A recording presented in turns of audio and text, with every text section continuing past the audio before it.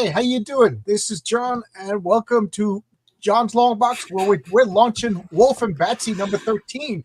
Take two. This is the spooky Halloween issue, as opposed to the non-spooky, non-Halloween issues of Wolf and Batsy, right? Right.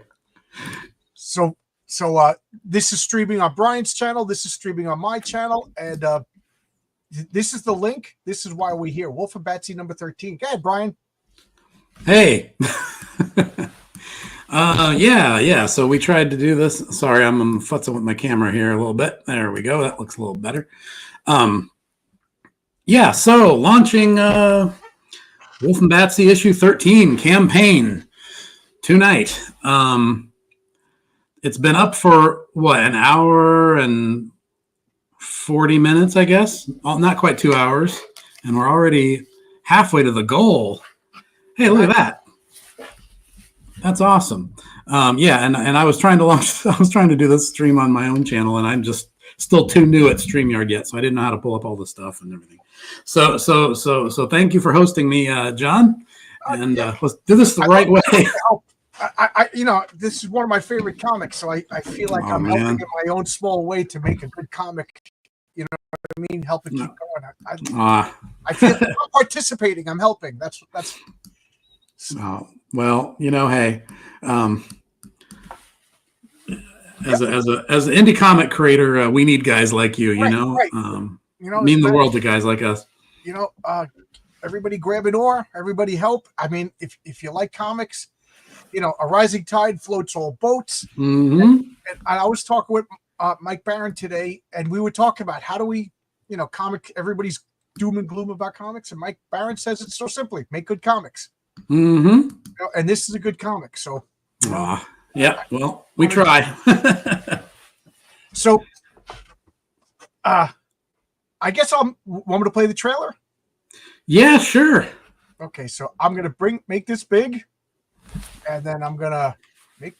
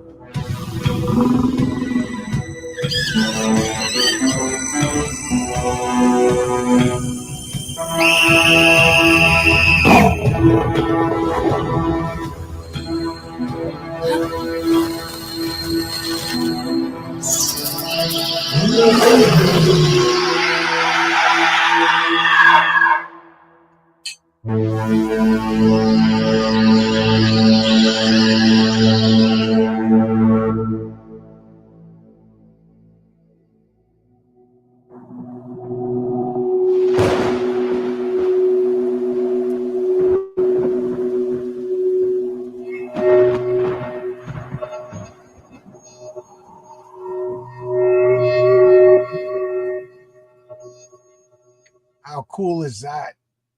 How cool is that? Thank you. I gotta say,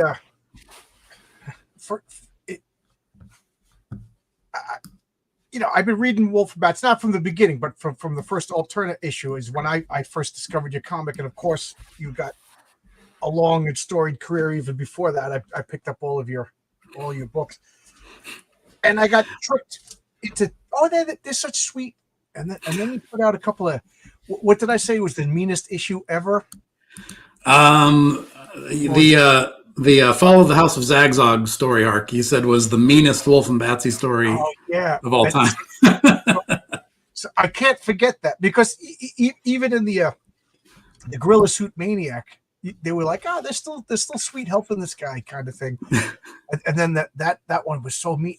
And so now I'm watching this, and you fooled me once. Shame on me. I'm like actually scared. Like, what's going on? So, good job. Well, I hope that trailer hints at some cool stuff that happens in the issue without giving everything away or too much away. I hope it's a little bit vague on purpose. Yeah, I want to ask you, but I also don't want you to spoil it either. I want to read it as a fan. Right. It's intended to make you kind of wonder, what is this about? All I know is I'm a little nervous now because you tricked me. You made me think it was nice. but when I said, what's going on? You said, John, they're monsters. Yeah. Yeah. I forget who said it first. Somebody at some point said a horror story should be like a mean old dog that'll bite you if you get too close to it. Yeah. That cat that cute cat. Then you pet it one too many times and they sit Right. Yeah. So I think I saw you launched, and I was trying to get to be backer number one, but I was live doing my It's Clobber Time show, so I was like, you guys talk, and I was so I think I made it to backer number two. I only have a chance to be the first backer. I don't think anybody can beat Kyle Davis. I don't know if he's in the chat, but he's one of my longtime readers of Wolf and Batsy, and he collects a lot of the original artwork, and he's I don't know how he does it. He's got a hair trigger or something. He's like Clint Eastwood in A Fistful of Dollars, where I post new artwork and he's just like and they're gone. Cole was 3. I got to check. Hey, Hojo says, way to go, Hojo. Oh, hey, Hojo. Hojo has a great comic, The Mythicals, which is also like horror inspired occult investigators. Looks great. Yeah. I got to get that one. So I noticed this is the first time you actually definitively give a location. You said like Thin Tree, Ohio. No, not the first time. No. Not the first time. Okay. No, all my Wolf and Batsy stories,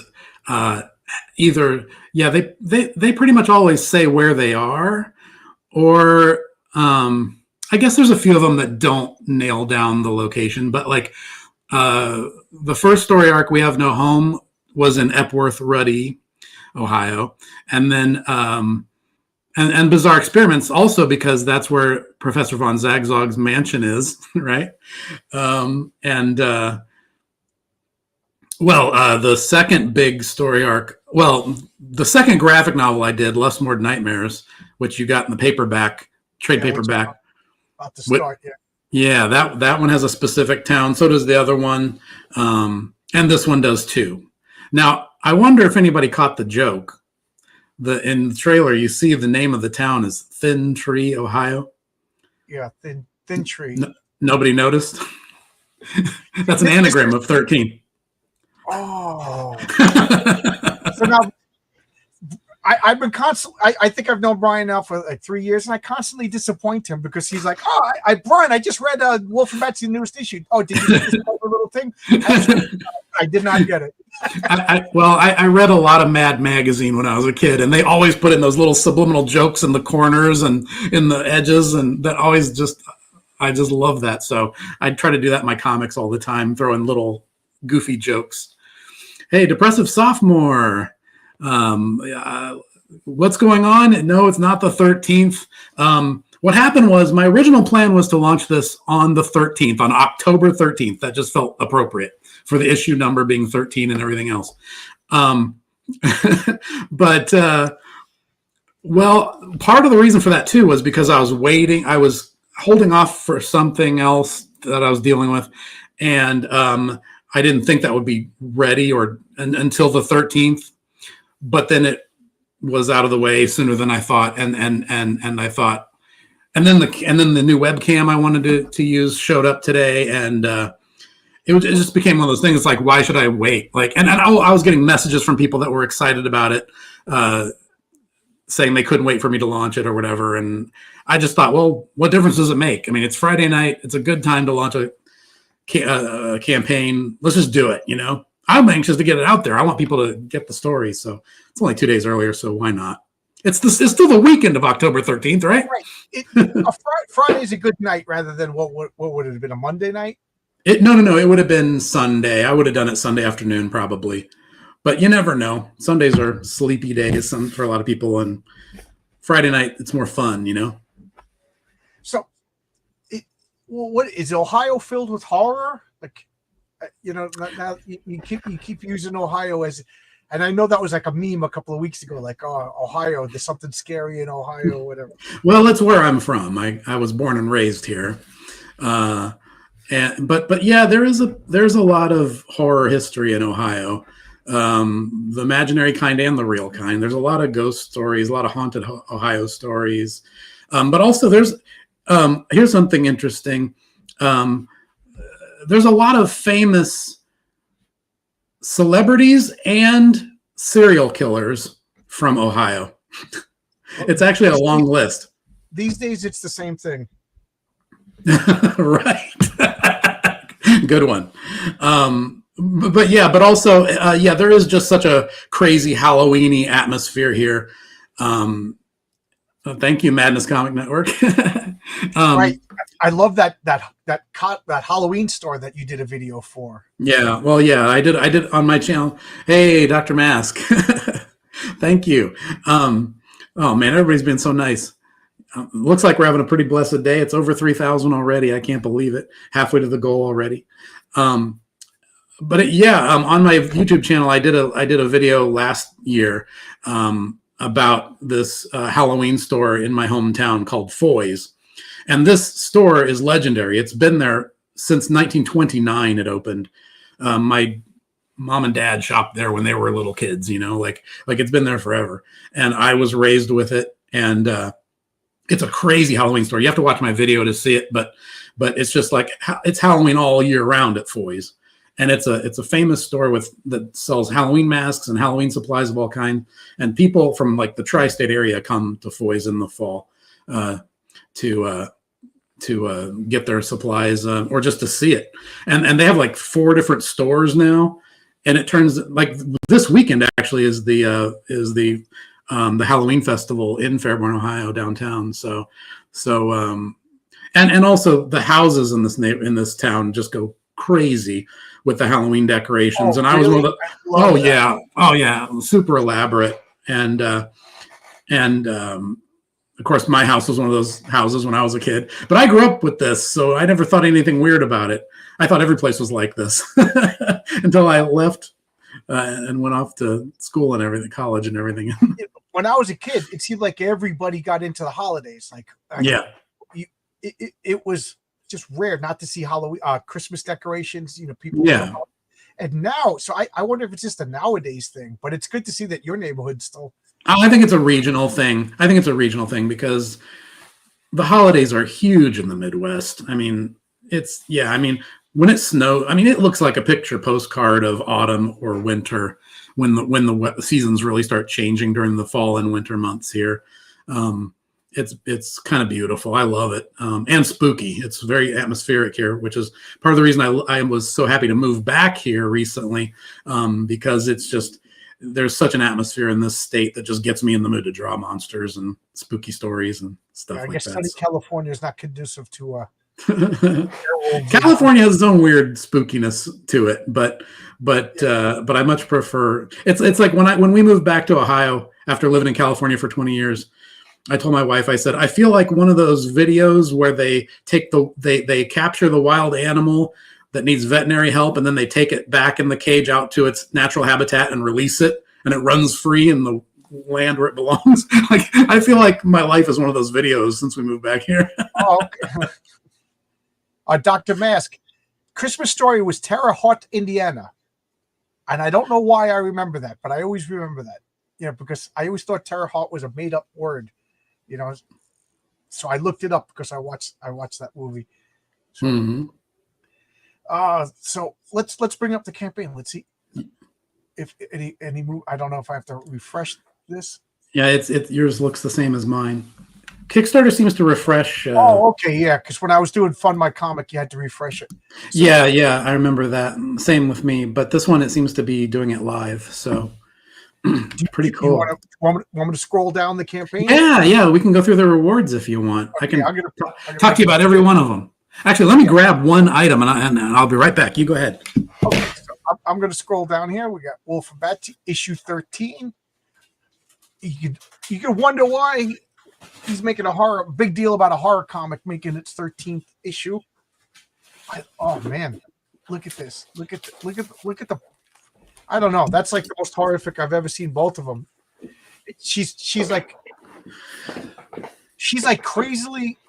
I don't know. I was going to say something I shouldn't say, but he's covered in the blood. Is really gruesome. Yeah, half of his face is blown off.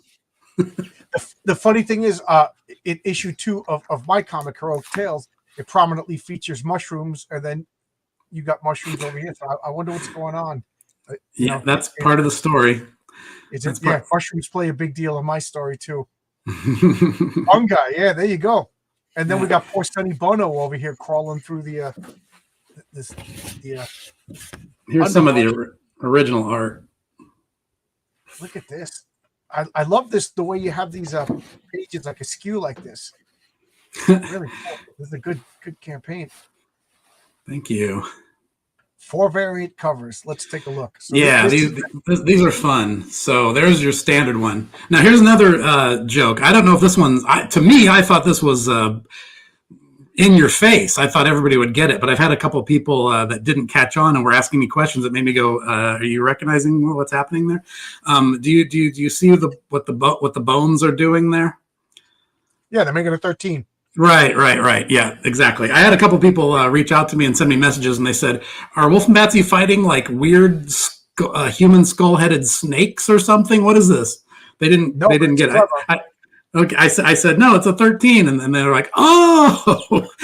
So yet again, another joke where I thought maybe people aren't getting it. But even if you don't notice it, it's like really eye-catching. Even if you don't notice it as a 13, just looking at it as skeletal structures, it's really cool. Really cool. So here's cover number 2. I really particularly like this one. Actually, I drew this one. Well, I drew the sketch for this one a long time ago, and it's been sitting around as just a sketch for a long, long time. And I loved the image of it and the composition of it, and just the idea of them sitting on a bone pile. And I just thought, I got to use this for something, but I don't know what. And then, lo and behold, it fit right into this story. I really like on your covers, you do the most with like the minimal amount of colors. Yeah, it's there's very few colors going on here. Right. You get the gray tones with Wolf, and the bone colors, and then Batsy's skin tone, which is all kind of the same, and then the flat red background. I just like to do it that way. Yeah, I really like it. I like the way you could see the lines of color that kind of simulates fur in Wolf. That's really cool. I like that a lot. Thanks. Yeah, it's fun to do that stuff. Okay, so yeah, so I don't know if you as a longtime comic fan probably get this, but it's intended to be. It's intended to be in the style of a Vampirella issue, like a classic 70s Vampirella comic magazine. They would do that kind of frame around it, and I use the same kind of logo and the little Warren magazine trade dress that they use. Yeah, that is cool. I like the illustrated tales to Bewitch and Bedevil You. comic. The color scheme for this image was actually inspired by this issue of Vampirella, number 24, which is my all-time. I gotta make this small so people can see it. There we go. Yeah, it's in the plastic. I probably should have took it out, but this is my all-time favorite Vampirella issue or cover, because it looks pretty kind of dark on this screen here. But if you see it in person, this blue, it's not even blue. It's like turquoise smoke. And I just always love the color scheme of that, the mix of the turquoise blue and the red. And so who drew some inspiration from that. I can see a cat in the back, right? That's a real cat back there? Yeah, that's Zira. Who did that illustration on that Vampirella? I believe that's a San Julian. He was kind of Warren's second guy after came to covers. I meant to make this big, and I removed you for a split second. Sorry about that. It's okay. So it's funny. A conversation about this came up just today on Twitter, and I had to chime in because somebody was talking about homage covers. Actually, it was it was your buddy. It was your buddy Steve. My buddy Steve. My buddy Steve actually brought it up. He was talking about homage covers, saying, "What do you think of those?" And I answered because it related directly to this, which was on my mind lately. And I said, it's funny. Like for a long time, I was really cynical about homage covers. I thought they were kind of like a gimmick, but I started to see more and more artists doing them in fun ways that just looked fun to me. One of the people that really brought me around on that was Josh Howard's homage covers that he did for T-Bird and Throttle, where he did the She-Hulk one, and he did one that looked like an Archie and Betty and Veronica type cover. That was great. So it started to seem more and more fun, and so when it came time to do this campaign, I've never really done variant covers even before, like alternate covers.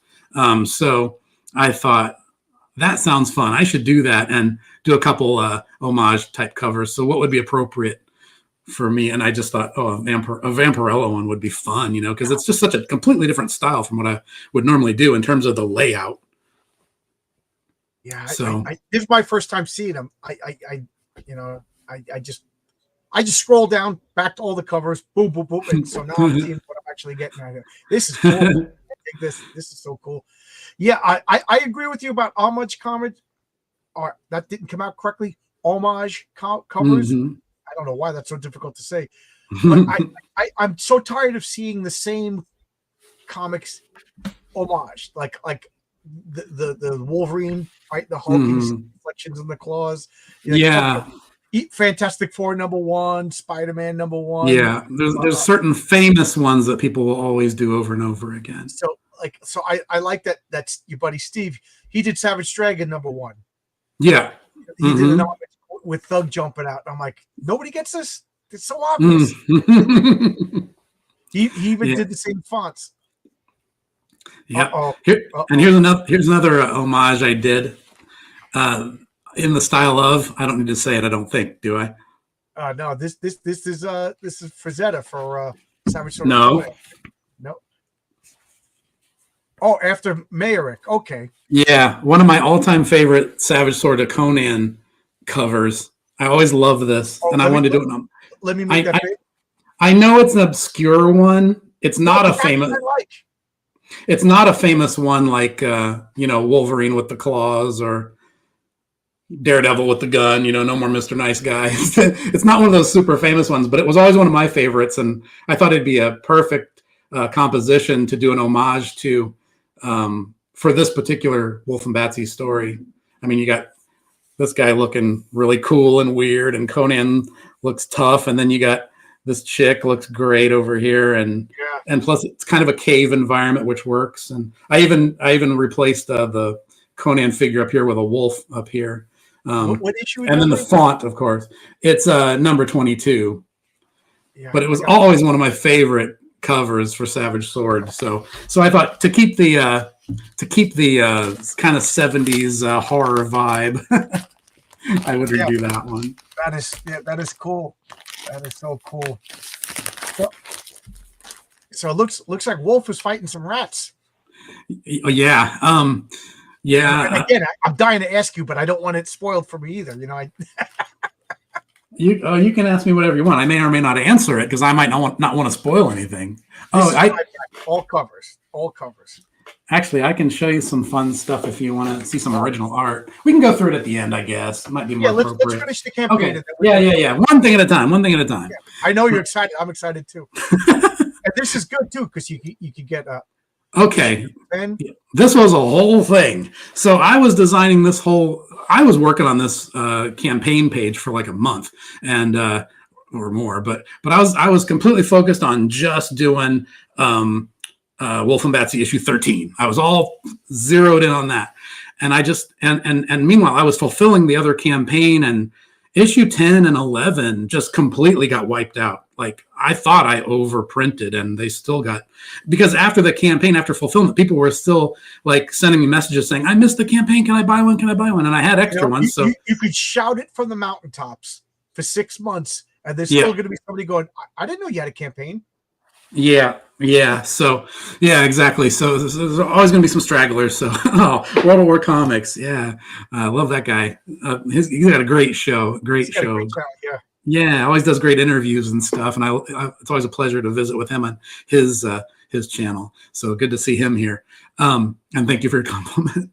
But what was I saying? Oh, yeah. Yeah. Ran out of number 10. Right. So meanwhile, while I was building this 13 campaign, the last dwindling copies of 10 and 11 were just getting, taken out left and right. And so then I started to get all the emails from people saying, hey, I want issue 10 and 11. I missed the campaign. Can I? And meanwhile, I only had like 4 left, and they were already spoken for by other closer friends and stuff, that people have already asked for them, but I'm going to give them to them in person because they're around here. So, right. but yeah, I hadn't gotten to them yet. So I was like, well, maybe I could do a second chance campaign. And for a while, I was talking about doing like 2 different campaigns and just having them overlap a little bit. Like do this Wolf and Batsy 13 campaign and then do like a second chance campaign, maybe on another platform. I don't know. It was all kind of nebulous, but I was trying to decide what to do. And then one morning I just woke up and I thought, I just need to put 10 and 11 as add-ons on this. Simple better. Yeah, keep it simple. And then also it was like, well, also to create a little more excitement around them for the people who already got them, why not do some variant covers on 10 and 11? Make it a thing, just do variant covers. See what happens. I mean, again, I've said it over and over again, but this is only my second time doing a crowdfunding campaign on my own. So everything I'm doing, everything is an experiment to see what works. You're gonna make me go and add add-ons because I didn't know you had variant covers for issue 10. Yeah. So this is the scene in issue 10, probably one of Batsy's best scenes, one of her best kills. A lot of people like that. So reminded me she's a monster. Yeah. Oh yeah. And I will also add the back covers feature the same artwork as the front covers, but with all the trade dress and logos gone. Okay. And in the case of this one, the blood will be mostly gone. Oh, okay. and some of that steam will be gone too on the back cover. So just letting you know. Spicy variant cover, limited. Yeah. Now I gotta go. This is one of my favorite covers that you've done. I don't know, the blue from the house, and then that house with that ominous orange light behind it. Well, this is another horror homage. Which I can send it to you and you can throw it up on the screen if you want. Let me just find it. But that cover right there is another horror homage to another classic horror thing from my childhood. If I can just find it, I'll send it to you before I spoil it. Okay, I got it. Let me find your link. But the color scheme, the design of that cover was I should have pulled this up earlier, but it was inspired by something I loved as a kid that just said Halloween to me, Yeah. Let's see if I can just drag this. You sent it through Twitter or you sent it through private? Yeah, send it to your DMs so you can grab it and throw it up there if you want. I can just say what it is. Yeah. So okay, I gotta stop sharing this, and I'll share that.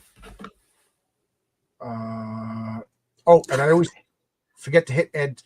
Yeah. There you go. Right. We were talking about this. Yeah. What is this? That's one of the most famous Halloween horror records from I think it came out in the late 60s, but it was still very popular when I was a kid. The Chilling, Thrilling Sounds of the Haunted House by Disneyland Records. It's all the classic Halloween scary sound effects from the Disney sound effects library. And some of them are put together like little stories. And I had this record as a kid, and I'd listen to it while I was drawing. And sometimes I would just stop and stare at that cover. Like ever since I was a little, I would just stare at it. I mean, I found this cover very, very frightening when I was a kid, because beautiful but frightening, because my imagination would go crazy, and I'd always be looking at it wondering what is going on in the attic, because there's one window lit up and the light is orange and it's the only light in the house.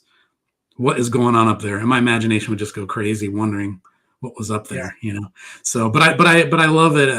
If you can see it, if you get a chance to look at it close up sometime, if you really pay close attention to that tree, and there's different editions of this record which don't have that spooky party hints blurb on the front, where you can see that whole tree on there. And the tree and the grass, the way it's painted is just gorgeous, because it's really loose paint strokes. And for an artist, it's another one of those things like you were talking about, like so minimal, but doing so much. The grass, especially. Oh, it's beautiful.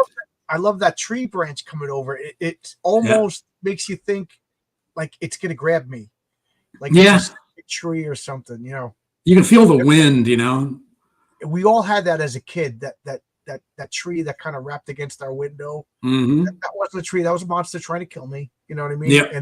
And then the daylight, it transformed into a tree. Mm-hmm. Yeah. There's actually a sequel to this record, which is, in my opinion, superior to this one, because it's just better done, and it uses sound effects to tell more stories, and there's no narration. It's just sound effects telling the stories, but you can totally get it. It's absolutely wonderful, and so atmospheric and so fun to listen to when you're drawing monsters. But this was kind of the famous one, though. Yeah. Do you use this record in your sound effects for your trailers? Like sometimes if it fits, I will. Yeah. I could just little bits and pieces. I could just imagine little Brian just sitting there drawing, and there's just a record player on, and it's just screams and door creaks. Yeah. and wolves howling. Yeah. You can hear this kid. In the Foy's video I was talking about earlier on my channel, you can hear some of those, not from this record, but from a different one that I loved also. Yeah. I can go on about this stuff, but yeah. I had a cassette tape with like horror, spooky sounds and stuff. Yeah.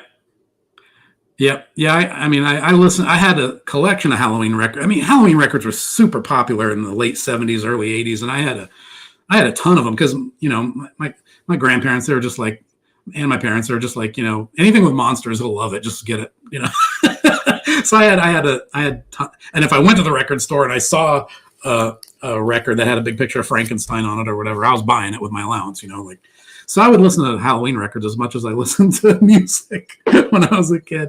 It's funny how kids get hooked onto something. Like when I was a kid, it was superheroes, and you as a kid, it was monsters. Like you. Yeah.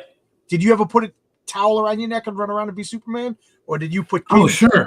And pretend to be Dracula. Oh, sure. Well, both, of course. Yeah. I mean, but I've heard it said. You probably heard this too. The theory that superheroes are like, what is it that they say, male power fantasies, or whatever. You've heard that, adolescent male power fantasies, right? Well, that is true, but when I was an adolescent, my power fantasies was like Frankenstein and the Wolf Man and Freddy Krueger and monsters, So like power through fear. Swamp Thing, he's a good monster. Zach Dan wants to know, it's not a sport, but can Wolf or Batsy spread their conditions to others? Oh, absolutely. That's why whenever Batsy sucks someone's blood, she immediately chops their head off so they won't come back. Unless it's someone she wants to have come back, which has happened a couple times. do you? Well, we'll finish the campaign, and then I want to pick your brain about monsters and stuff like that. Okay. It limited edition violent cover. Oh yeah, I did a spicy cover, and this one's the violent cover because issue 11 is the one that has the big fight scene at the end. Look at that blood sprayed all over the logo. Yeah. Yeah, and you got some nice guts in there too. Oh, look at that! Yeah. And Batsy's got blood on her too. Yeah, I wanted to have fun with the blood and gore on this one. Zagzog. So yeah, good old Zagzog. It's a standard cover set. This man, I got to go back and add to my pledge. And the trading cards, yes, Brian. I picked Brian's head about the trading cards, so you helped me make the trading cards for my campaign, which got very thankful. Oh, right, as far as like the specs and everything, yeah. But I love looking at this. Your covers are really, really good, and I already mentioned I love that you use like the least amount of colors possible. You know, like that top left, it's what's it, 4 colors? I think all of these, like 5 is probably the most amount of colors. I like to keep it simple. There's some painterly stuff going on in them, like brush strokes and things, but it's always brush strokes of the same color, just different values of the same colors. Like you were pointing out, like the lines on Wolf's shoulder were to indicate the fur. It's just the same gray, just slightly adjusted the values. That's all. Yeah, I this first, this was my first. I'm putting a cursor on it, like you can see. Issue 1. No, you can see the cursor on your screen. I see it. Oh, you can? Yeah, what you're pointing at there. Yeah. Issue 1. This was my first introduction to you, and I just remember I looked at that cover for a long time before I even opened the book. Thanks. It's such a great cover. I mean, all the covers are good, but I didn't know who you were. I never heard of Wolf and Batsy, and then to just look at this cover. Yeah. I know one of our first conversations that we had, we were talking about like listening to a song for the first time. And I was like, just imagine it's 1969 or 68, and your friend gives you that the first Led Zeppelin album, and you put the needle down, and you just hear like, da-da, ducka. Bad time. That's like the feeling I got when I saw that Wolf and Batsy. It was like, what is this? I don't know anything about this. I got all excited. I think I made a video. It's one of my early videos, and that's how you contacted me, I think, after I made a video. Yeah, I think that's true. You were one of the first people to review it. Yeah. Oh, cool. Here we have sketch cover commissions. Yeah, I got a sketch cover. I commissioned original art. I think you and Josh were the first times I ever commissioned original art from anybody. It was really good. So guys, and Brian didn't skimp. He did a great. I keep reaching over here because I had it over here for the longest time. And of course, I put it in the back room yesterday, right before I knew I was going to be doing this to show off the original art. And then here's, if you don't want an original, or if you don't want a sketch cover, here's just an original art commission, 9x12.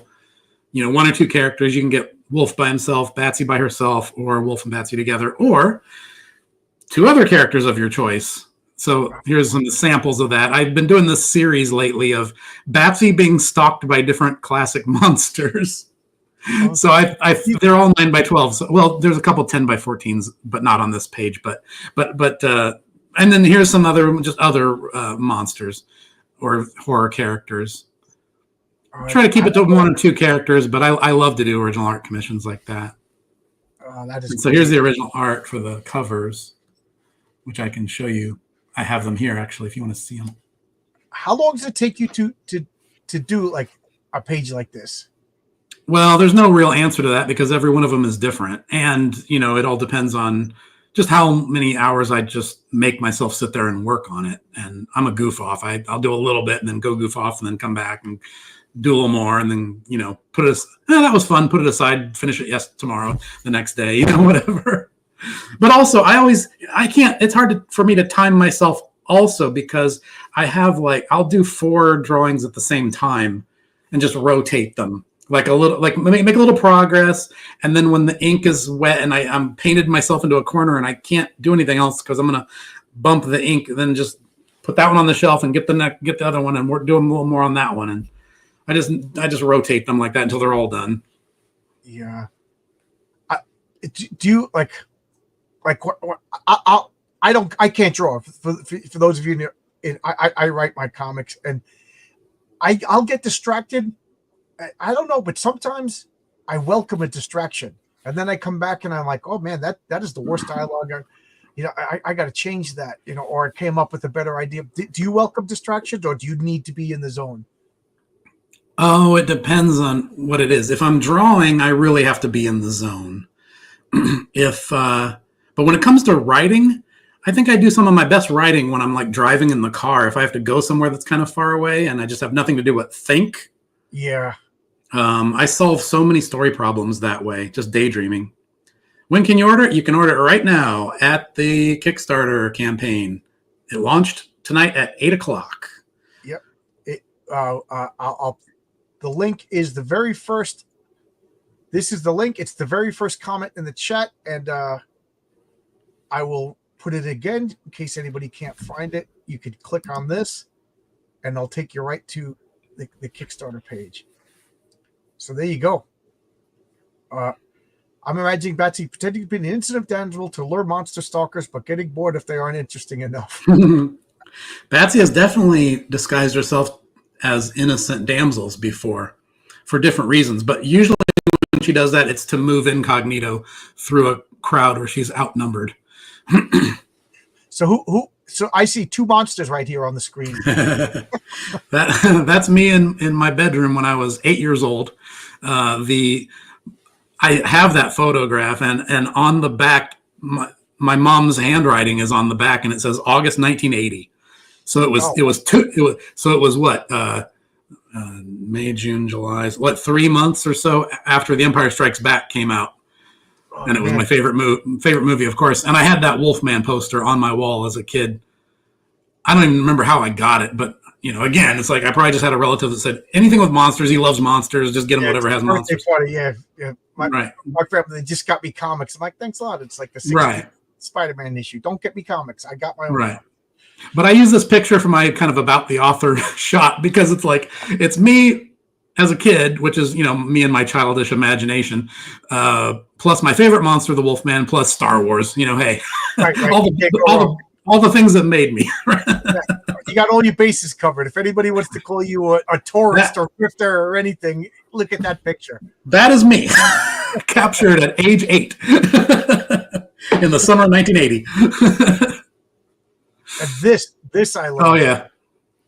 So should I tell the story behind this one real quick? Yeah. I know you know it, but for anyone who's watching and hasn't heard this one yet, but so basically, so as we were saying at the beginning, I grew up in Ohio, moved to California for like over 20 years of my career, moved back here in 2022. And I was staying at my parents' house for a little while when I first got back. And I had some reason to go down in their basement and like root around for something I was looking for. And I found this box that said Brian's papers from kindergarten on the side. And I started going through this box, and it was like, my mom had saved all these drawings that I'd done when I was in kindergarten and first grade. And I'm talking drawings I had not laid eyes on since probably 1978. I had no memory of doing a lot of these, but it was all little scribbly drawings of the Wolfman, of Frankenstein, of Jaws, Godzilla, early Star Wars when the first Star Wars movie was the only one and it was brand new. Like all these old drawings, Battlestar Galactica characters, like King Kong, yeah. And it's like it was crazy to find that collection. And one of them was this right here, what you see in the Bloody Weirdo Comics logo. It was this scribbly little drawing of the Wolfman that I did when I was 5. Because I used to watch those movies on TV with my dad, when I was a little kid. So that's how I fell in love with all these monsters. But yeah, so I found this one particular drawing of the Wolfman, and it just struck me as so funny. And it sums up, my childhood brain and the effects that comics and monster movies can have on a child's brain, and it kind of sums up my imagination now. So I thought it'd be a great logo for my little publishing company. It's funny because when you showed it to me, I saved it on my phone, and every once in a while it'll come up as a memory, and I'm like, it always brings a smile to my face. The Bloody Weirdo. And guys, this is a 64-page comic too. It is, yes. Yeah. I was real tempted to split it in half and make it issue 13 and 14, but I don't know. Something. The number 13 is associated with horror, right? So I thought I got to make a big deal out of this one. Make it a double-sized issue, you know, a bad luck extravaganza. So these are your tiers. You got a digital. Yeah. Gotta have a digital. Digital PDF. You got your issue 10 and 11. Good. I'm talking over you. I'm sorry. Go ahead. So there's the standard issue, cover A, the main version. the bone pile cover is cover B. There's the trading card set. They stack these reward tiers strangely on Kickstarter, I find, because they stack them in order of value, the price tags, if you notice. Which to me it drives me a little crazy because I'm like, no, I just want to see the issues in order of the variants and then put the other things at the bottom. But no, they stack them in terms of the price tag, I guess. I don't know. Yeah, that makes sense to have all the covers and then the cards last. If I was in charge, that's the way I'd do it, but I'm not. Yep. So here's your variant covers of issue 10 and 11, which I had so much fun. I had so much fun making those covers. I think they're going to be a lot of fun. So there's your cover your variant cover C for issue 13. Cover D that we talked about. Yeah. And there's the 1 through 12 digital PDFs. Oh, there you go. Because you get the issue 13 PDF when you buy issue 13. So this will give you the rest of the series, basically. There you go, $30 for 12 issue, the digital. Mm-hmm. Yeah, look at that. And then you have your 4-pack of all 4 issue 13 variant covers. 10 of those have gone already. I was surprised. I didn't imagine that anybody would buy all of them, but I love that people like it that much that they're doing that. I thought people would just kind of get the one they liked best, but I love the collector aspect, you know.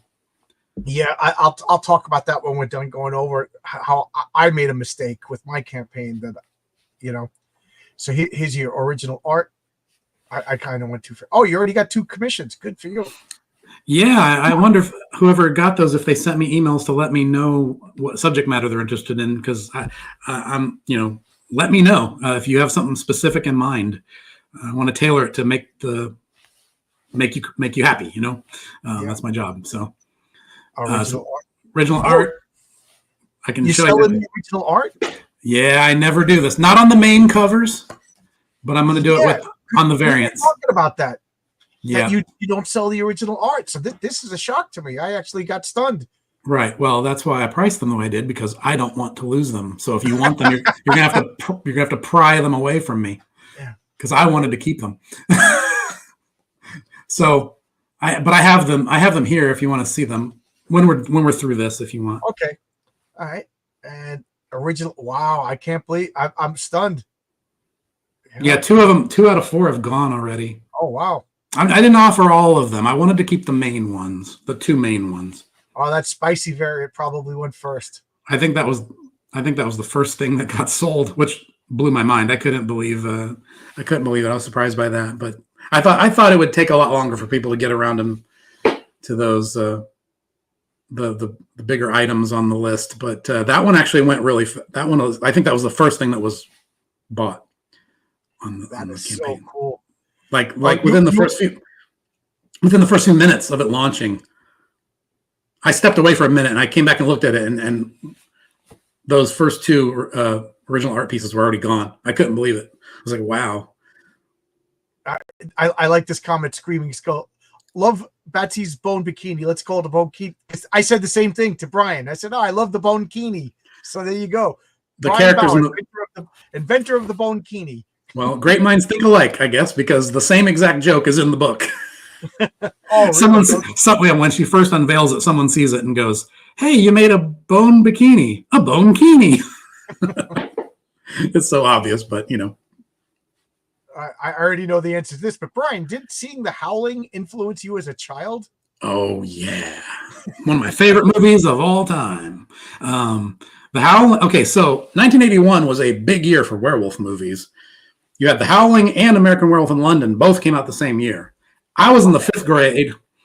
I was in the fifth grade, exactly that age where my parents were kind of willing to let me watch whatever. They kind of let me watch whatever anyway, but I was just at that age where I was still a kid, but I was just old enough to kind of process it. And yeah, I saw both The Howling and American Werewolf in London really early on when they were new. And yeah, and I love them both, but I kind of like The Howling more. The Howling werewolves were the inspiration for Wolf's design.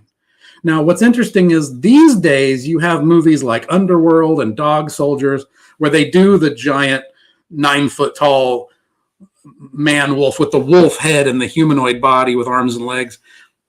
But there was nothing like that when I was a kid except The Howling. That was the only movie that showed werewolves like that. And it was mind blowing when that movie came out saw it the first time.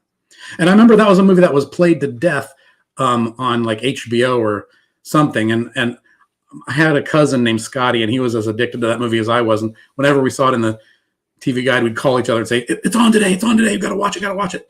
So I saw it a million times that way too. Yeah. I saw them both, but I got American Werewolf in London. I could almost recite. Yeah, yeah, I can recite both of them. I remember the practical effects, and I remember watching on HBO. They showed like how they did that transformation scene, which inspired Michael Jackson's. Oh, I'm sorry. Is it? Just one. Give me 1 second. I'm going to mute myself for just a second. Okay. Okay. So I remember watching how they did the practical effects, and then I think they hired the same team to do what is that Michael Jackson song? Chiller, what? Thriller. You know, right? Hi, I know that you're busy. Yeah, I'm busy. We have a surprise guest. Oh, how you doing? What do you say? She says she's doing good. That's my friend John. I don't think she can hear you because I got the headphones on. Oh, okay. How you doing? This is my little monster. Yeah, what's your favorite monster? What's your favorite monster? His? No, yours. What's your favorite monster? No, you're her favorite monster. What's your favorite monster? I forget. She forgets. Okay. What is your favorite monster? Wolfman. What's your favorite monster? She likes the Mummy. I'm not gonna answer my favorite monster. Okay. Well, maybe you better go get ready for bed, okay? Okay. And I'll see you later. All right, go. I gotta do business. Okay. All right, love you. Bye. Now she likes the Mummy, which is fascinating to me because it's really weird. Like when she was little, I would show her the Scooby-Doo cartoons, which I loved as a kid too. You know, because different monster every episode, and she loved them all. But for whatever reason, she got hooked on the episode with the Mummy, where he's like coin, that one, and it was so funny because from then on she would notice the Mummy, like my little figures and stuff I have, and and she would know that one. And I showed her Abbott and Costello Meet the Mummy, actually, and she thought it was hysterically funny and she loved it. And I also showed her The Mummy's Hand, which is one of the first serious Mummy sequels, you know, from the 40s, and she liked that one too. And I find it fascinating, like what is that makes a kid fixate on a particular monster and decide that's their monster? I don't know how that happens for whatever reason. Like, I like the Thing from the Fantastic Four. Why did I pick the Thing? Right, exactly. Yeah, like the Wolfman has been my favorite monster since before I can even remember deciding that. Like I don't remember deciding he was my favorite monster. He just always was, and so it's always fascinated me, that idea of how exactly does that happen in a kid's brain, like where they make up their mind, that's my favorite. So for a while she was on a Mummy kick and that was her favorite. I don't know. It's interesting to think about. Yep. These are the things I obsess over because I'm crazy. It's fun stuff to obsess over. Yeah, the 64 pages reminds me of the Marvel annuals from the early 90s, back when annuals were a big deal and you looked forward to them. They weren't just filler or something that you had to get to finish off a 24 arc story from everybody else. Yeah, if there was more hours in the day, I wish I could make annuals on top of the series I'm already doing. I love that. And the reason it's 64 pages is because it's an even split between two. It's like 32. It's like two 32-page issues. Right. It's a page count that every printer can do. It has to be. When I talked to the printer, they were like, "Make sure it's divisible by 4." Exactly. Yeah. Exactly. Yeah. At Torchbearer Studios, we were just talking about you. Oh, hey, Steve. You ready to come in, Steve? Come in, help your buddy Brian. If you don't come in, that means you hate Brian. And Hojo again. Old Dirty Fatty wants to give you a piece of. I think it's what you like. That's a howling joke. That's a howling joke. Oh, it's a howling joke. Okay. Let me give you a piece of my mind. He pulls a bullet out of his head. I got to meet Robert Picardo actually at a horror convention in Burbank when I lived in California, and I had a chance to tell him he was my favorite werewolf when I was, my favorite modern werewolf after the Wolfman. Is he the same actor from Star Trek, the Doctor? I'm not a Star Trek fan, but Josh Howard has told me that he is in Star Trek. Yeah, but I didn't know that. Doctor, yeah. But he's also he was one of Rob Bottin's main monster suit actors. Have you ever seen the movie Legend? The Ridley Scott movie Legend with Tom Cruise. Yeah. And the Tim Curry as the big devil. Tim Curry is the devil, yeah. Okay, do you remember Meg Mucklebones, the green sea witch in the swamp? Vaguely. That was Robert Picardo in that suit too. Oh. Well, I'm just going down to make sure. I guess this is one of you guys from your channel. The news lady turned into a werewolf at the end of the Howling. Yeah, she did. That was Dee Wallace. I met her at Monster Palooza. Also, she was a sweetheart. I at one point I tried to stump Brian with monster trivia, and I quickly realized that's not a game I'm gonna win. So I surrendered and moved on. Yeah, it's human nature, to pick something that fixes it. And again, it is fascinating. What is a kid gonna get interested in? I one of my nephews just like the stuffed animal, and my niece just giraffes. She just decided she loves giraffes, and that giraffes everything, giraffes wrapping paper, giraffe stuffed animals. Who knows? Maybe she likes Egypt. My wife. That's like her bucket list to go to Egypt and see the pyramids. I'm in my underwear getting ready for bed. Probably should not come right now. We'll keep the camera here up. I don't want to see your underwear. I can see my underwear. You don't know that. You don't know me. You've quite the difficult cosplay. Oh, there you go. Ooh, I didn't think about that. I didn't think about that either, but now I want to go to whenever Brian's at a convention. I want to go and face this Bonkini girl. Yeah, the kind of one of the inspirations I'll give away is you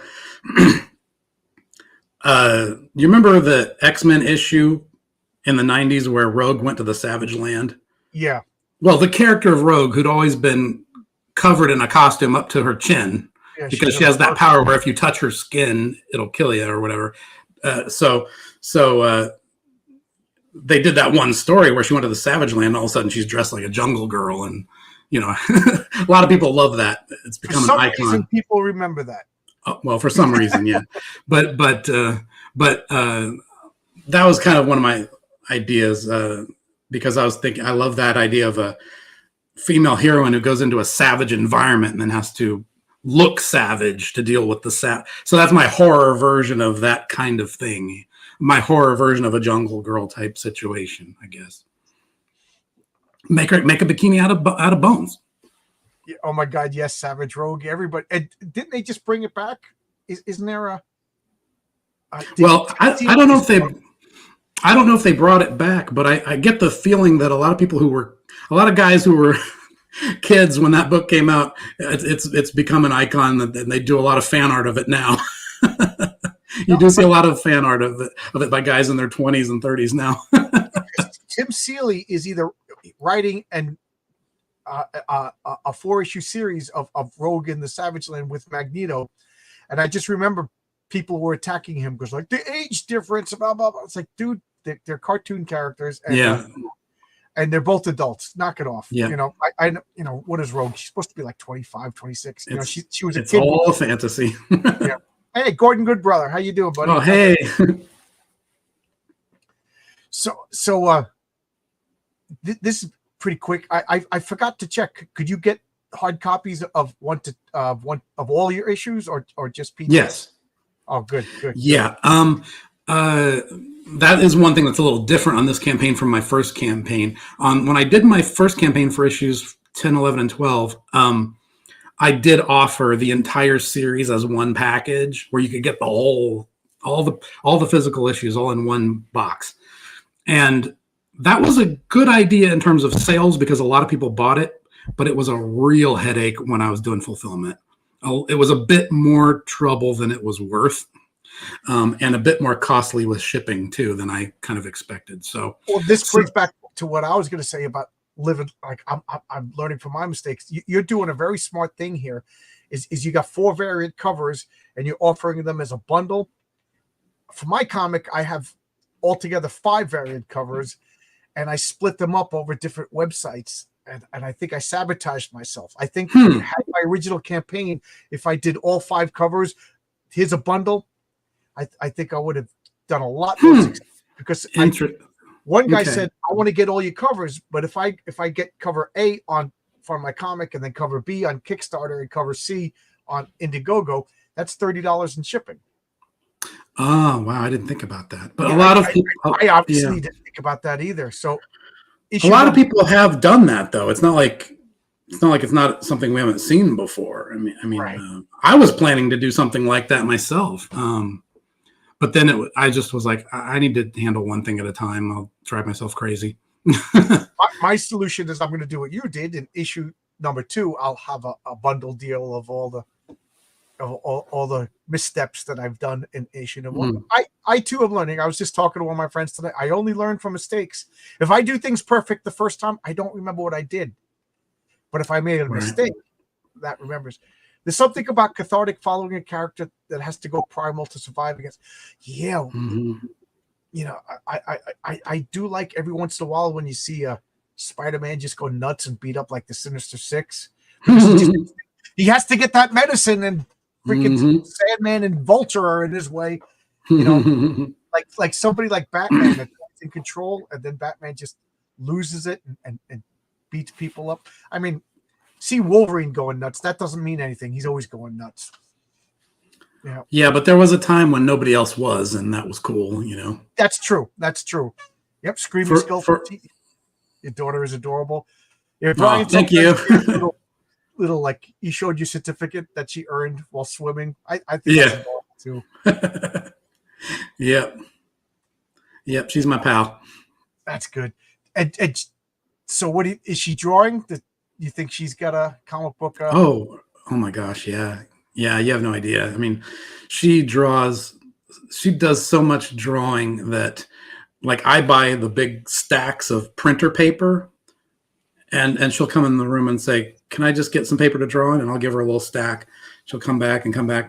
She has piles of little. I'll fold them in half and staple them for her to make them a little blank book that she can draw on all the pages. And she's got overflowing Tupperware bins of those now. She does a couple of them now that she's in school, she only does a couple of them every week, but she used to do like 4 of them every weekend. Like, just sit there on a Saturday afternoon and just do that. Like, tons of stories and drawings. She's really good for her age. That's cool. I'm going to bring back your campaign since he said, wow. So he says, wow, nearly 75% funded. Oh, wow. Is that right? Wow. Yeah, that's wow. That's great. Thanks, everyone. Okay. I had to make it big because my eyes couldn't see 6,000. Oh yeah, see. No, wow. it's 4,352. I set the goal at 6,000. Yeah, I did the math and I figured out really it should be 7,000. I did the math and I figured out if I set it for 7,000, I can print 100 copies of everything, and that'll cover, the minimum of what we really need. But whatever. It's based on whatever people order. I just want to overprint if I possibly can, so I don't run into, things being out of print. And you know. So do you find every campaign are you getting more fans, more backers? You know, like a virus, are you spreading? Well, I mean, this is only my second one. This is only the first night of my second one, so I haven't really had enough time to figure that out yet. But this is doing better than the last one did. When I did my first campaign, I had 3 new books on there, issue 10, 11, and 12, and I set the goal amount at 3,000 because again, I did the math and I figured that'd be enough to get a certain print run that I want of all 3 issues. And I think we started it on a Friday night, and I think it reached its goal amount in 24 hours, but it wasn't until the following like Saturday morning. So this has already passed 3,000 in just a couple hours. So yeah, I forgot this is your second campaign. Your other campaigns were Alterna. So like in those campaigns, your comics was part of a bundle deal with everybody else. Yeah, right. I mean, it does seem like there's new people coming out of the woodwork saying they like my book and ordering them, and names I haven't seen before, and so it does seem like the readership is growing, the audience is growing, but I don't really pay attention to that kind of stuff. I just kind of like fulfill orders as they come in, and I remember the names of everybody that orders, that's for sure. But I don't like keep track of how many there are really. I just kind of do my thing, and I don't know, and it just fulfill whatever the orders are. I have a brain for making up monster stories. I don't have a brain for keeping track of. I know. I just want to tell your stories, and then guys at work like, "Are you making any money on your comic?" I'm like, "Money? I'm supposed to." I don't know. If I was going to be making money, I would have gotten to finance. I wouldn't. Yeah, I mean, I don't know. It's like there was enough to fulfill the campaign, which is great, and I'm happy about that. It's all that really matters, There's something. I go into robot mode during fulfillment. I don't. It's not a thinking thing. It's just a going through the motions, getting it done, getting everything out there. Kind of. Did you have butterflies all day? Were you nervous before you campaigned? Today? Yeah. No, but I also didn't decide to do this until about 6 p.m. Yeah, I was planning to launch it later in the weekend. Yeah, and then, like I said, that other thing I was stumble through your day. It was fun, right? Yeah. What does Zach then say? Stays at 7,500 for days despite pledges continuing. I don't know. What is it? It's going up. It's going up since we're talking. So. Kickstarter goes up in real time. Fund My Comic, I had to reboot to see. Right. I don't know. There's always that's what happens with campaigns. They start out really strong and then they kind of slow down in the middle and then they pick up it again at the end. It happened with my last one, and everybody told me that's exactly what would happen. So. Yeah, everybody says that, but you have a nice first day, and then you have a crater, and then you have a good ending. So. Mm-hmm. I noticed someone said maybe this issue being self-contained is a catch. Could be. I don't know. It might be. Might very well be. I just think you're catching on. That's I like the sound of that. I hope that's the case. I have heard people say that if you do a story that's self-contained in one issue, it's more likely to do well or something, or people recommending that. But I don't know. I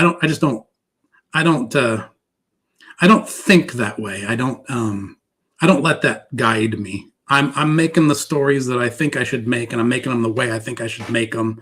And I'm not going to change my stories or, break them up different or cut things out or cram them together. I'm not going to do that just to appease some theory about how to do this the best way or whatever. Now, I'm led by the material, not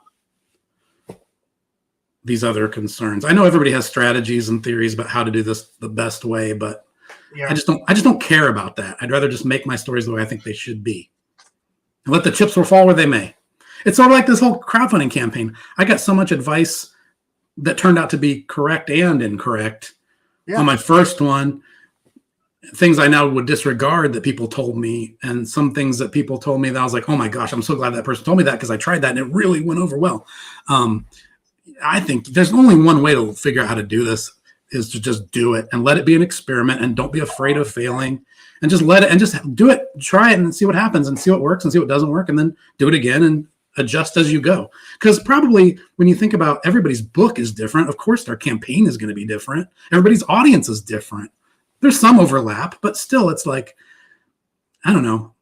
I think if you just do the stories you feel in your gut you're supposed to do and write them and draw them to the best of your ability and then do the best you can with the campaign, I think people understand. And if they like it, they'll follow it. I don't know. I've always been one of those, the people who care will find it kind of people.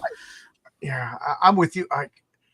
I made so many bad errors in the course of making my comic and then making a campaign and and I don't think I'm done making mistakes yet, but I'm not either.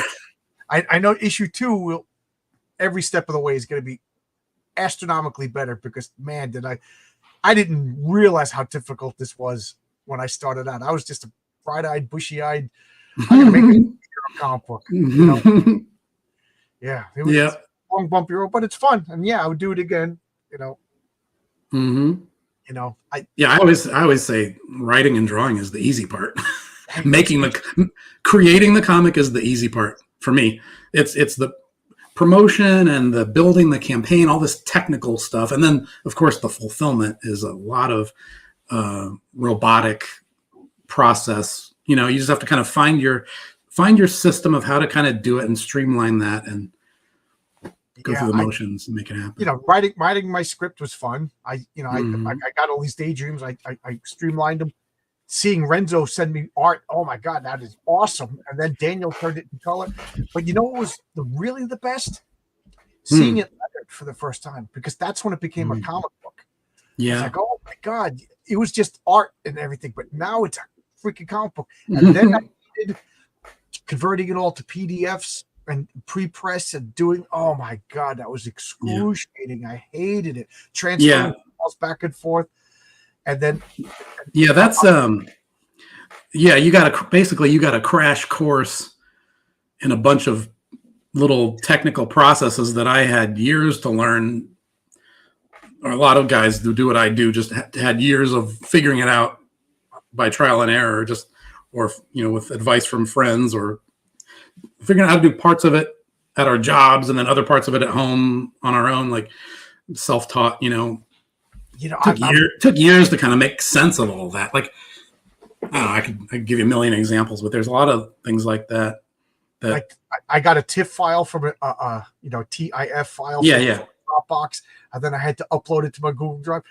I'm not joking. That took me about 4 hours to figure out how to do that. I was ready to smash everybody, break everything, Right. But now I know how to do it. Yeah. And now I'm a little bit more organized. But oh my God! And now I'm actually looking forward to fulfillment, because to me that's a physical, concrete thing. Yeah. Things, put it in boxes, because I know you're a comic book guy, but I'm a lunatic comic book guy. Do you enjoy bagging and boarding and organizing and sorting comics? Not particularly. I enjoy the nostalgia and the fun of going through a box of comics I haven't looked at in a while and just pulling out all those covers and being like, oh, I love that. I remember that one, or I'm going to reread that one, or I love that part of it. But organizing and all that stuff. I love that. So I'm looking forward to, I'm going to put the stickers in this bag and I'm going to put that over here. Yeah, that's cool. But I'm not looking forward to paying the shipping costs. Right. Well, I'll tell you, one of the funny things about fulfillment that I did not like, but I did not see coming, and nobody warned me that this is part of it, is going to the post office with 2 shopping bags full of boxes and being the one crazy person in line who's going to go up to the counter and just set them a stack of Gemini mailers and boxes and people in line waiting behind you. And it's, oh my God. And having to do that over and over and over again, twice a week. I was told that you can actually have... I didn't like that. You can have the post office come and pick everything up. Yeah, some people have told me some other ways of doing it like that. Yeah, I need to look into that. But just I can also be a little bit just like, let me just do this the sort of moronic, bullheaded way and just plunder my way through it and just get it done my way. That's the way I am. Let me do it my way till I figure out that it's wrong. Yeah. There's a better way. Yeah. So Ernest says he's a new fan by recommendation. I hope I was the one who recommended you. I ordered on September 11th. Now I've ordered on 8/12 October 11th. Oh, I'd read that wrong. Issue numbers, yeah. September, and he ordered 8 to 13 today. Thanks for giving a second chance on 10 and 11. Thank you. Well, yeah, that's something worth bringing up is that there's I did put the link to my website store on the campaign page. So when people are scrolling through it and they're like, well, here's how to get, 10 and 11 second chance, and here's how to get 13, but where's all the other ones? There's a link on there that says issues 1 through 9 and 12 are still available for order on my website store. So you can go over there and grab those if you want them, or grab just whichever ones you need. Yeah, it was that, like I said, trying to ship a whole box of the entire series on the last campaign. It was a smart thing to have on the campaign because a lot of people ordered it, but it became a bigger headache than it was really, more trouble than it was worth when it came time to fulfill that. So what was it? Issue 12 was the one that sold out? No, 10 and 11. 12 is somehow is still around. I ordered different. I ordered different. Whatever happened. I don't know. But I placed an extra order.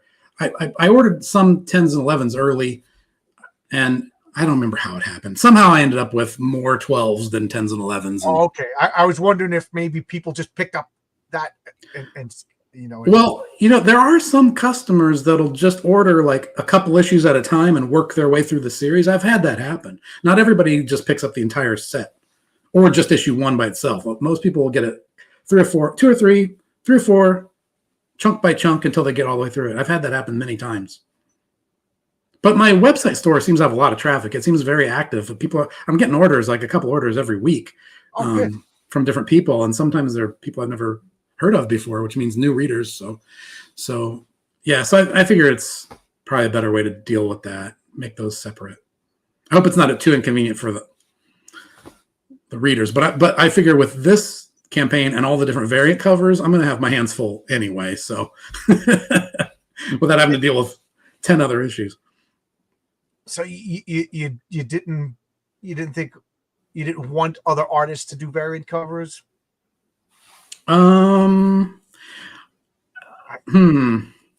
It's not, well, for the longest time I just didn't want to do the variant cover idea at all because number one, it struck me as a little gimmicky. Maybe the first few times I saw it done, it seemed gimmicky. And it kind of just stayed in my mind that way. Also, and this is a pride issue probably, but no, not pride issue like that kind of pride. I mean like my ego. Sorry. You know what I mean? I just realized how that sounded when I said it. No, this is probably an ego issue for me, but I feel like for years and years and years when I first created Wolf and Batsy and I was pitching it to publishers and different people took a chance on it over and over and over again, I was told nobody will buy it if your art is on the cover because nobody knows who you are. We have to have someone who's already an established artist do the cover art. Which is fine because they did cool covers and everything, and I had a lot of cool guest covers early on. But it's like, after being told that so many times, you get to a point where you're like, when can I stop riding the coattails of my more famous friends and just have it be all 100% me? Because that's how it was up until I started dealing with a publisher. And so once I sort of reached that point where it was like, no, we want your cover artwork on the cover. I was like, thank you. Because that's what I want. So now it's just like, no, it's all me. It's all me. I remember when I was doing my Renzo, my artist, the interior artist, he said, can I draw the cover? And I was like, of course you're drawing the cover. He goes, oh, I never get to do the covers. You know what I mean? So I was like, of course you're doing the covers. I want to work with you because I love your art. And I agree with you that variant covers kind of gimmicky, and Mm-hmm. in a perfect world, I wouldn't do them. And then I sabotaged myself. But I was like, I never get another chance to do so. I got like artists that I've always loved. You know what I mean? So that was my way around to make myself feel like, okay, this isn't a gimmick. These are legitimate. Like I did Pat Broderick, Michael Gilbert, and Mike Stovich, classic superhero artists. I do superhero comics. For those of you who are not familiar with me, Oh, I think everybody on here knows who you are. Well, we're on your channel also. Yeah, but we got a good question over here. What did I say? Okay, Old Dirty Fatty, a name that always makes me giggle. When are you doing an omnibus? I don't know. Maybe when I win the lottery. That's it's expensive enough to print a 24-page thin paper floppy, let alone a giant hardcover brick of a book. But I would love that. I'm a big fan of omnibus. You can probably see all my. Whoops, sorry, I bumped the thing here. You can probably see all my rows and rows of hardcovers here, and the omnibuses are down there behind my chair. You can't see them, but they're there. I got so many omnibuses and hardcover collections. I love them. Big fan of them. I'd love to have that done. Actually, I'll tell you a story. I don't know if I can tell this one or not. Well, there was. This is Wolf and Batsy After Dark. We officially hit 11:01 in New York. You could tell any spicy story you want. There's one of those ones where I don't know if I should name names or not because I don't know how they'd feel about it. They probably wouldn't care. There came a. Oh, okay. So there was a point. I think it was 2014 or 15, where I was at San Diego Con, and I went to Bud Plant's booth, and somebody who is at that time was very associated with old horror comics. I'll give you a hint. Fans of those books will know who I'm talking about.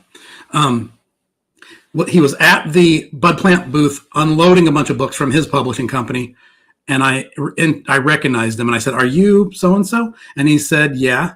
And I said, "Oh my gosh, I love your horror books. I do a horror comic, and it's in that style of old-fashioned horror comics. I'd love to show it to you." And he walked with me all the way. He just met me, and he walked with me from one side of the San Diego Comic-Con diagonally all the way across to the other end where my table was in Artist Alley area or whatever I was. And if you've ever been to San Diego Con, you know what a journey that is. So he walked all the way over there. We talked about horror comics the whole way, and he took Wolf and Batsy. He took it home. He liked it so much he was trying to pitch it to this publisher to get them to put it out as one in a hardcover format, like one of these books. Oh, nice. And they went round and round with him for about 2 years, not making a decision on it. And when these awesome hardcover collections, this series of books, turned into paperbacks, that's when I knew they're probably having money problems at that company because those things were big sellers. And then he told me, yeah, they're just not picking up anything new. They're not going to go for it. So that was like one very close brush with Wolf and Batsy being released in a big way, but ultimately, as the way it turned out, no, it was not Mike Mignola. But the way it turned out, it was I dodged a bullet, I think, because the company kind of ended up not.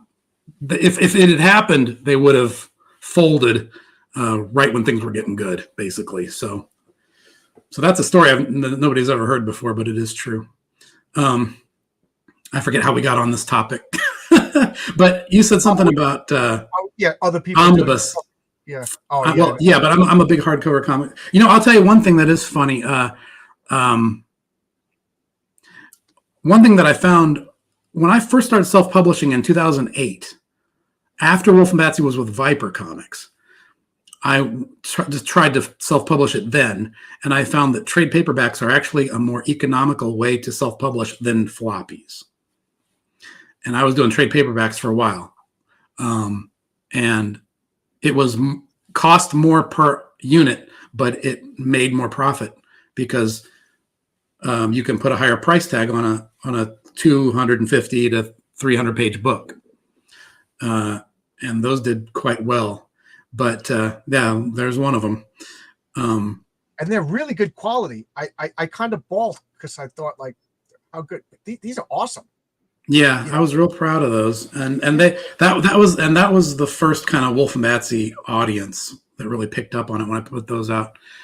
But I would like to do trade paperbacks at the very least eventually. New trade paperbacks, new editions. And all those ones that you're talking about there that will eventually be reprinted in the ongoing series. Because I'm kind of into this floppy regular comic book series thing now. I'm kind of enjoying it. And people seem to love it. So people like comic books. Yeah. That's one thing. Comic books are overall, we're talking about the grand scheme of things, aren't doing that well.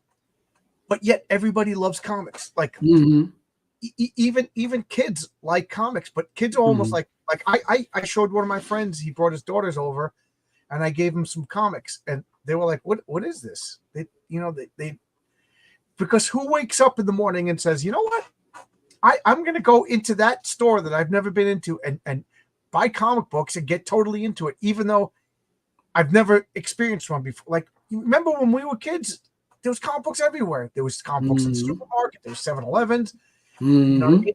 And there was so much, they were prevalent everywhere. People just gave them to you. Like, oh, yeah, here's the comics I'm done with. You know what I mean? And Archie's and Sergeant Rocks and stuff I never would have picked up on my own. But it was just, people got them, they read them, they gave them to the little kid, Yeah, I have Spider-Man 44 and 45 and 76 and 77. Both of those are 2-part Lizard stories because the Lizard was my favorite when I was a kid. And I don't know how I got them. I don't remember. I still got them over there. I don't know where I got them from. I don't know if my dad had them from his collection when he was he would have been in college at the time those came out. Maybe he gave them to me. I don't know if somebody else, another family member or somebody gave them to me. I don't know. I don't know where they came from. But I've always had these 4 early Spider-Man comics. Some of my favorites. But yeah, that's how common they were, and that's how they were just given to kids all the time. Yeah. You could take them home from the barbershop. Like, I remember when I was a kid, they'd be sitting on the little table there with the magazines, and they'd let you just take them home sometimes. Yeah, I remember going to the barbershop, and my father instilled fear. I would try not to move. My father's like, if you move, he's going to cut you. So I used to try to be as deathly still. And I remember he gave me Battlestar Galactica, the Marvel Battlestar Galactica. I forget what number it was, but it was the number with Starbuck turned into a red ape because he ate this horrible fruit that mutated him. It was a monster. There you go. And I remember reading it, and then the barber said, "Yeah, take it home. Just take it. That's great." Yeah. So I still have that old beat up, and of course I bought another copy because I'm a crazy person. Of course. Tom Chaos. I bought the trade paperbacks for Wolf and Betsy years ago, but lost them. Would love to rebuy them. You can still get them. John just picked those up a few weeks ago, didn't you? Yeah. I got 1 to 4. Even though I had the stories in the first one, I wanted to reread them because they're slightly different. And then I watched all your behind the scenes since I read them, so I wanted to see all the little thing. But I got these on Indie Planet. If you want to put the link in the private chat, I'll put it in the public chat. And I'm really happy with these. These are really well. I'll send you the link. Yeah. Yeah, put it in the private chat, and I'll throw it in the public chat for Tom. Yep, they're still available on the Indie Planet site. All 4 volumes. Yeah. And I've had. Oh, let me try that again. Didn't send. There it goes. You should have it now. I've had some people ask me too. They say, "Well, if I order them on there, good sweet people who are worried about me getting paid for my work, they'd say, well, if I order it on there, are you going to get any of the money?" Actually, I get all of the money, anything that they sell on there. It's a middleman between the printing company. Yeah, it's a middleman between the printing company and the customer, basically. They're the ones who make the books. You place your order, they make a copy and they send it, and then they take a little tiny percentage, but it's not much. And then and then the rest of the profit goes into my account. They got to take money for printing costs and shipping it. Yeah. So yeah. But so would you if Yeah. So you go. This is the link to Wolf and Batsy #1, and from there you can find 2, 3, and 4. These are the trade paperbacks. Yeah. And something worth pointing out. This was your Watchmen. Yeah. Yeah, that was my big one. But something worth pointing out is if you've only read the ongoing series of Wolf and Batsy, so far only the volume 1 trade paperback has been reprinted in the ongoing series. Everything after issue 6 has been new material that I've created since then. But that is the plan to do next. Is I want to start reprinting the rest of the material that's in the trade paperbacks, because I'm sort of working more in terms of the what do you call it, the chronological timeline of the characters' lives, more than the order in which things were made or printed. So that is the next step in their lives. The next adventure that they have would go to volume 2 storyline that you have there. I don't know if you're watching like a hawk, but we're up no 4,000 now on your campaign.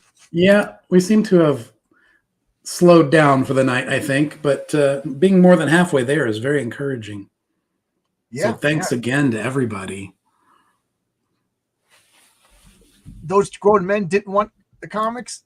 No. My father thought it was weird that I wanted to collect the comics and keep them. Like, in those days. Yeah, when I was a kid, when my father was a kid, he said that was like, you read it?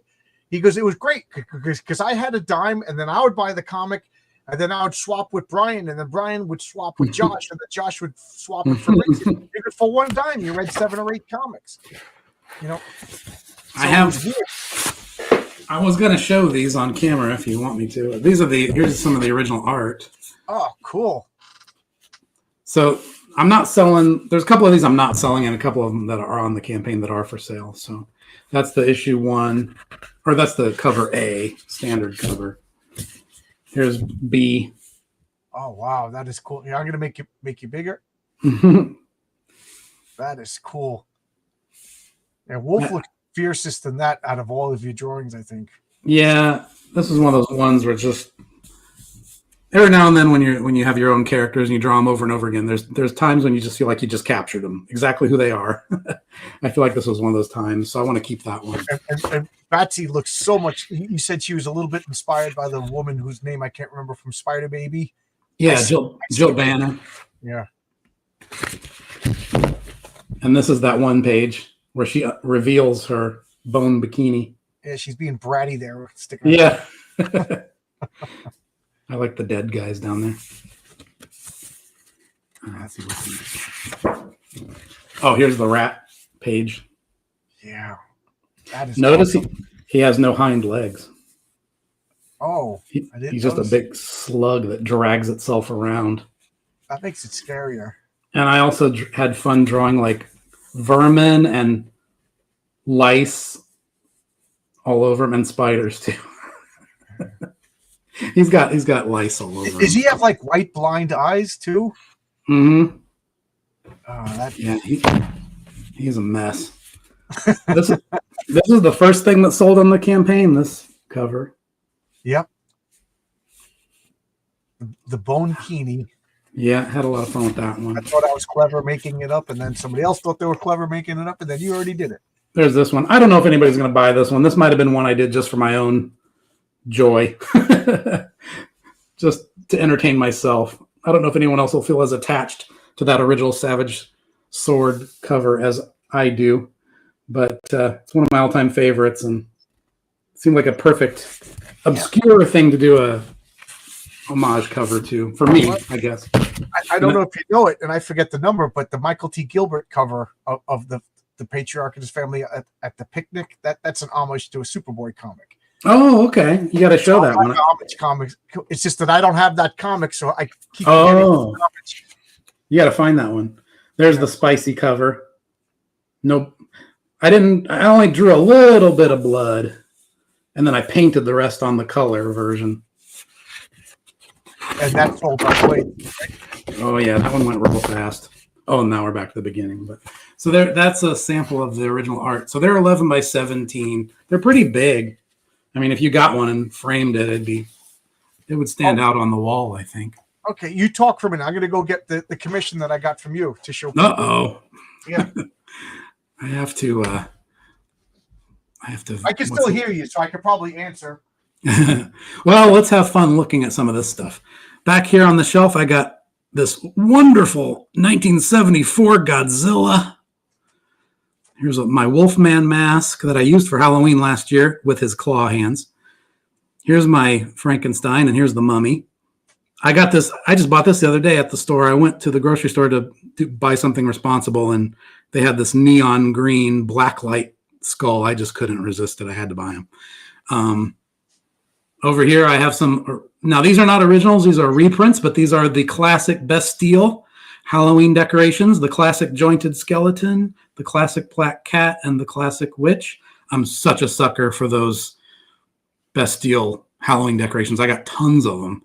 They're in storage, but anyway, yeah. So, and then I got the calendar for this month. I have an old-fashioned horror calendar, and the image this month is the 1970s Ben Cooper Wolfman mask. That's actually the image that would be on the kid's shirt on his Wolfman costume. I always hated those when you're wearing a Wolfman costume and it has a Wolfman's face on his chest. That's not what the Wolfman looks like. Right, but it defines Halloween for me. So yeah, I know. From my generation. And I was just showing my monster toys back here and other books and things. So I was killing time. Do you have the Godzilla from the Shogun Warriors that when you his tongue stuck out? Yeah. Got it I got that for my birthday, 1977. Well, first Brian sent me this. I'm trying to show so there's no glare, but you just sent me this one day. I didn't know it was coming. It was a nice surprise. Oh yeah, that's right. This is hanging up in my my comic book room, and this I commissioned, and I freaking love this. This, Brian didn't know me at the time, so this is the amount of professionalism and talent that he puts in. I don't know if we did that before or after the first time you had me on your show. I know that you did a video reviewing the first couple issues, right? And I saw that video, and I sent you an email and just said thanks so much. I appreciated it so much, and then you commissioned me for that. I believe that's I think I invited you on my channel. Then I think I asked you for commission after you came on. But yeah, okay. I was just some, but that's what you get when you commission Brian Bow, and I also commissioned Josh Howard too. And I never did that before.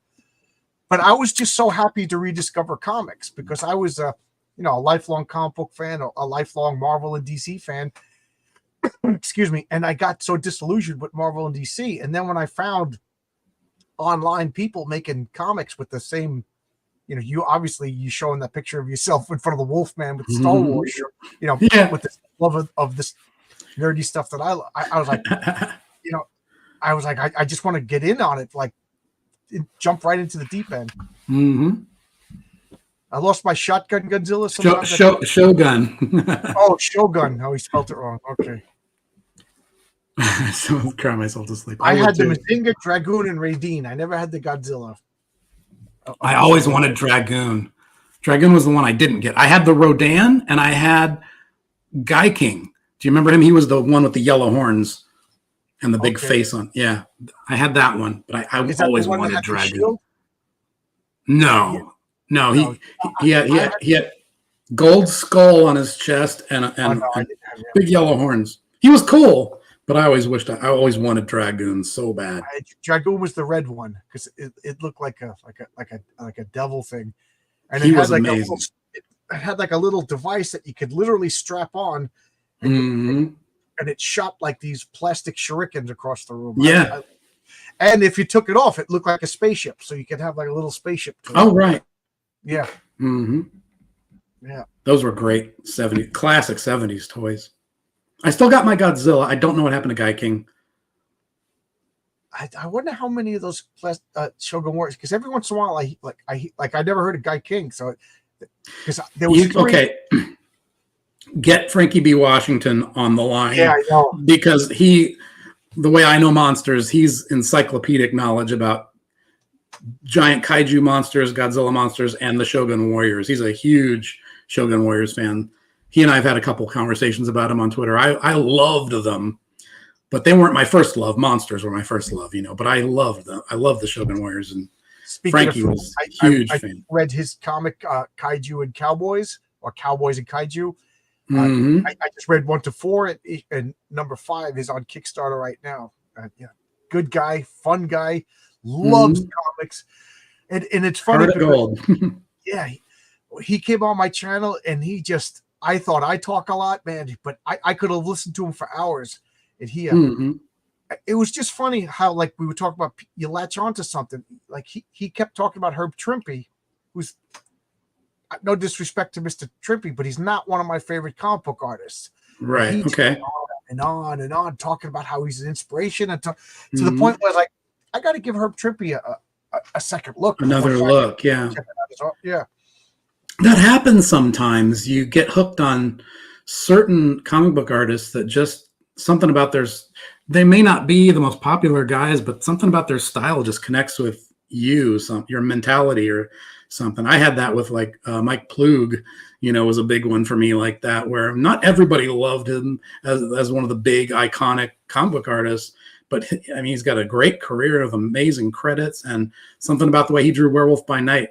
To the point when he left Werewolf by Night, it's a chore to read. I got all the Plug issues. I read them through, and then he left, and I still there's a stack right here, and I'll put something else on top of it. I'll read those later. It's just I still love them. I still read them. I'm saying the Plug ones I love, but the after Plug, yeah, I love them all. I'm a sucker. Plug, yeah. I'm trying to think what else did he did he did some Red Sonja for a while, and he did Man Thing. Right. He did the Frankenstein monster, the Marvel Frankenstein monster. Right. And a lot of people seem to overlook this, but he did a ton of storyboards for The Thing, John Carpenter's movie, The Thing. I didn't know that. Mm-hmm. And he did a bunch of artwork for Ralph Bakshi's movie Wizards. Oh, that's right. Yes. He's done a ton of crazy stuff. He's amazing. I love Plug. But what if you remember Mooney, what's his name? Is it John Mooney or Jim Mooney? I always forget. But he did, Jim Mooney, right? Yeah, he did Ghost Rider, and he did Spectacular Spider-Man. Just one of those unsung heroes. Wonderfully creepy. It's funny to see him do Spider-Man, and then the story that Jim Mooney. Thank you, Gordon. He did a Spider-Man story where like a dead clone of Miles Warren, who was the Jackal, came back, and his name was Carrion. So it was basically a zombie. Oh my God! It was, for a little kid, this was terrifying. I right up your alley, but you couldn't touch him because whatever he would touch you, it would burn. So Spider-Man was like holding him by the wrists, trying to get him, and the creature was just trying to caress Spider-Man's face. It was so freaking scary. And then he went and did a Ghost Rider, which I keep talking about. I break them out every couple of months on my channel. These Ghost Rider 35 and 36 are the creepiest comics ever. I didn't even know that because I didn't read DC back then, Supergirl. Does he make her cute? Because he does like really creepy monster people. So he must draw cute girls too if he did Supergirl. Because if she's not cute, she ain't Supergirl. This is true. I'm like pretty ready to go to bed. I've been going alive since 5 o'clock today. I'm starving. I haven't eaten any dinner yet, so both are starting to fade. So I'll bring up your campaign one last time. Yeah.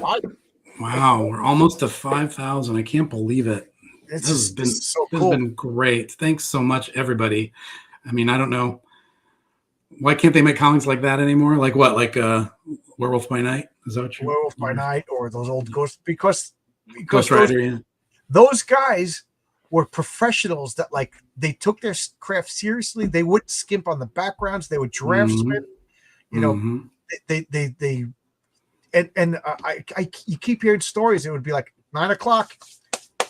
They would pick up their pencils and they would just work. Yep. And then at 5 o'clock to put their pencils down. They were trained, disciplined professionals. They didn't play video games till 6 o'clock in the morning, like me. I'm goofing on Dan Slott that he guy writes comics and he's constantly missing his deadlines. Let's play video games. Dude, you're a world man. Get your craftsman. Get your top. You're writing Spider-Man. People would kill to write Spider-Man. Understand what an honor it is to draw what I would consider one of the top tier comics characters rather in American culture. I have a lot of respect for comic book characters. Like if you're drawing the Fantastic Four, Spider-Man, or Batman, dude, you're like a custodian of American culture. It's a monolith. You got to treat it with respect. Yep. But anyway, that's enough of my rant. Buy Wolf and Batsy. Buy Wolf and Batsy while you still can. Why? Do you know something me and Brian don't know? Brian, you got to go to the doctor or anything? Is there a price on my head? Yeah, I know. Old Dirty, call us. Let us know. There's 29 days to go on this. Hopefully the orders will be big enough that I can overprint and we'll have some leftover stock for people to order. That'd be good. But we'll see. Yeah, as long as we can make that goal, we should have enough to do what we got to do. Yeah. Well, this is fun, everybody. Thanks a lot. Yeah, thank you. The link is in there. I got to go back and get the spicy and violent covers. But I think this has been for a first night. This has been a lot more successful than my first campaign, which I thought did pretty good. Not only was it your first night, it was kind of a surprise.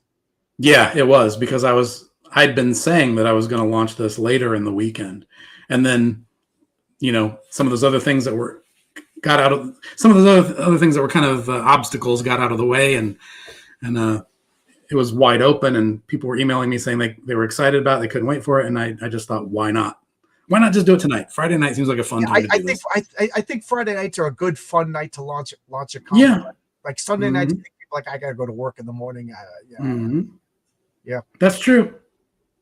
Yeah. So another lesson learred, right? Right. Well, I launched my comic on a Friday night on Michael Bancroft's channel, and I did really well.